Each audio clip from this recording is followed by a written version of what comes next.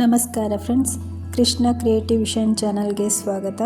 ಇವತ್ತಿನ ವಿಡಿಯೋದಲ್ಲಿ ನಾನು ಕಾಲರ್ ಸ್ಟಿಚ್ ಮಾಡೋದನ್ನು ತೋರಿಸಿಕೊಡ್ತೇನೆ. ಹಿಂದಿನ ವಿಡಿಯೋದಲ್ಲಿ ಕಾಲರ್ ಪ್ಯಾಟರ್ನ್ ಮಾಡಿ ಕಟ್ಟಿಂಗ್ ಮಾಡೋದನ್ನು ತೋರಿಸಿಕೊಟ್ಟಿದ್ದೇನೆ. ಈ ವಿಡಿಯೋದಲ್ಲಿ ಕಾಲರ್ ಸ್ಟಿಚ್ ಮಾಡೋದನ್ನು ನೋಡೋಣ. ಮೊದಲಿಗೆ ಈ ಥರ ಕಟ್ ಮಾಡ್ಕೊಳ್ಬೇಕು. ಕಟ್ ಮಾಡಿಕೊಂಡು ಇನ್ನೊಂದು ಪೀಸ್ ಮೇಲೆ ಇಟ್ಕೊಂಡು ಈ ಥರ ಸ್ಟಿಚ್ ಹಾಕಬೇಕು. ಸ್ಟಿಚ್ ಹಾಕಿ ಇಲ್ಲಿ ಪಾಯಿಂಟ್ ಬರುವಲ್ಲಿ ಮುಲ್ಲೆಯಲ್ಲಿ ಥ್ರೆಡ್ ತಗೊಂಡು ಈ ಥರ ಸಿಕ್ಕಿಸ್ಕೊಂಡು ಒಮ್ಮೆ ಈ ಥರ ಸ್ಟಿಚ್ ಹಾಕ್ಕೊಂಡು ಈ ರೀತಿ ಮಾಡಿಕೊಳ್ಬೇಕು. ಆಗ ಪಾಯಿಂಟ್ ಈಸಿಯಾಗಿ ತೆಗಿಲಿಕ್ಕೆ ಬರ್ತದೆ. ಇದೇ ರೀತಿ ಈ ಮುಲ್ಲೆಯಲ್ಲೂ ಕೂಡ ಮಾಡಿಕೊಳ್ಬೇಕು. ದಾರವನ್ನು ಈ ಥರ ಸಿಕ್ಕಿಸ್ಕೊಂಡು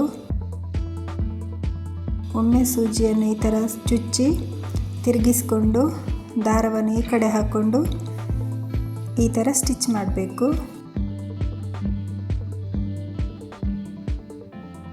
ಎಕ್ಸ್ಟ್ರಾ ಬಟ್ಟೆಯನ್ನು ಕಟ್ ಮಾಡ್ಕೊಳ್ಳೋಣ.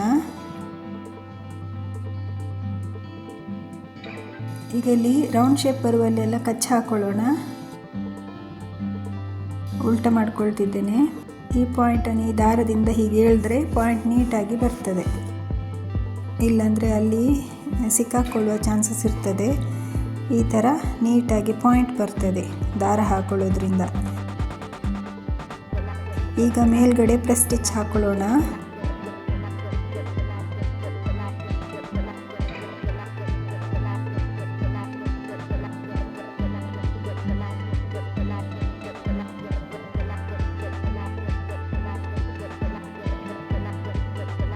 ನಾಲ್ಕು ಸುತ್ತಕ್ಕೂ ಸ್ಟಿಚ್ ಹಾಕ್ಕೊಳ್ಬೇಕು. ಈಗ ದಾರ ತೆಕ್ಕೊಳ್ಳೋಣ. ಈಗ ಕಾಲರ್ನಷ್ಟೇ ಎಕ್ಸ್ಟ್ರಾ ಪೀಸನ್ನು ಕಟ್ ಮಾಡ್ಕೊಳ್ತಿದ್ದೇನೆ. ಈಗ ಮಿಡ್ಲ್ ಪಾಯಿಂಟಿಗೆ ಮಾರ್ಕ್ ಮಾಡ್ಕೊಳ್ಳೋಣ. ಕಚ್ಚ ಹಾಕ್ಕೊಳ್ಳೋಣ ಇಲ್ಲೊಂದು. ಈಗ ಇಲ್ಲಿ ಈ ಥರ ಫೋಲ್ಡ್ ಮಾಡಿಕೊಂಡು ಸ್ಟಿಚ್ ಹಾಕ್ಕೊಳ್ಳೋಣ ಬ್ಯಾಂಡ್ನಲ್ಲಿ.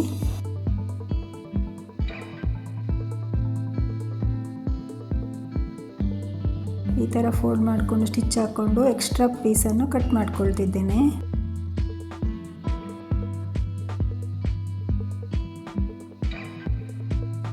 ಇಲ್ಲೂ ಕೂಡ 1/4 ಇಂಚಷ್ಟು ಮಾತ್ರ ಬಟ್ಟೆ ಬಿಟ್ಟು ಉಳಿದ ಬಟ್ಟೆಯನ್ನು ಎಕ್ಸ್ಟ್ರಾ ಬಟ್ಟೆ ಕಟ್ ಮಾಡ್ಕೊಳ್ಬೇಕು.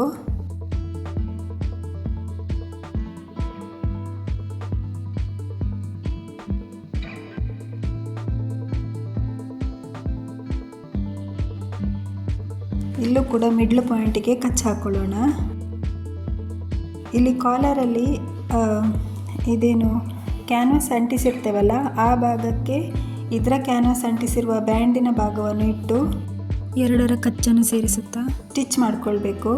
ಕ್ಯಾನ್ವಾಸ್ನ ಮೇಲೆ ಸ್ಟಿಚ್ ಮಾಡಬಾರ್ದು, ಅದರ ಸೈಡಲ್ಲಿ ಪಕ್ಕದಲ್ಲೇ ಸ್ಟಿಚ್ ಮಾಡಬೇಕು. ಈ ಥರ ಸ್ಟಿಚ್ ಮಾಡಿಕೊಳ್ಳೋಣ.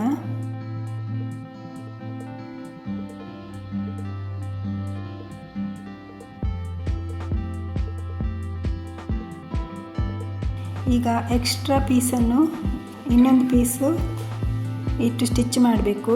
ಇದೊಂದು ಸ್ವಲ್ಪ ಇಲ್ಲಿ ಅಡ್ಜಸ್ಟ್ಮೆಂಟಿಗೆ ಸಾಕಾಗ್ತಿಲ್ಲ, ಅದಕ್ಕೋಸ್ಕರ ನಾನಿಲ್ಲಿ ಕಟ್ ಮಾಡಿಕೊಂಡು ಜಾಯಿಂಟ್ ಮಾಡ್ಕೊಳ್ತಿದ್ದೇನೆ. ಈ ಥರ ಜಾಯಿಂಟ್ ಮಾಡ್ಕೊಳ್ತಿದ್ದೇನೆ.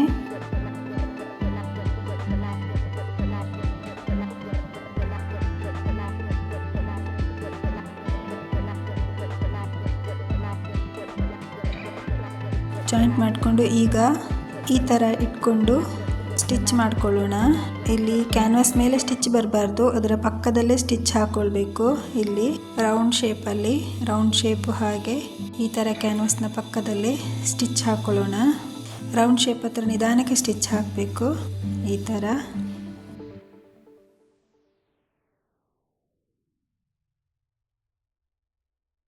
ಈಗ ಎಕ್ಸ್ಟ್ರಾ ಬಟ್ಟೆಯನ್ನೆಲ್ಲ ಕಟ್ ಮಾಡ್ಕೊಳ್ಳೋಣ.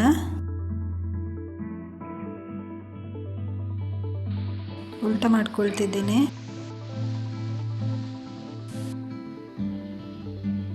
ಉಲ್ಟ ಮಾಡಿಕೊಂಡು ಈಗ ಪ್ರೆಸ್ ಸ್ಟಿಚ್ ಹಾಕೊಳ್ಳೋಣ.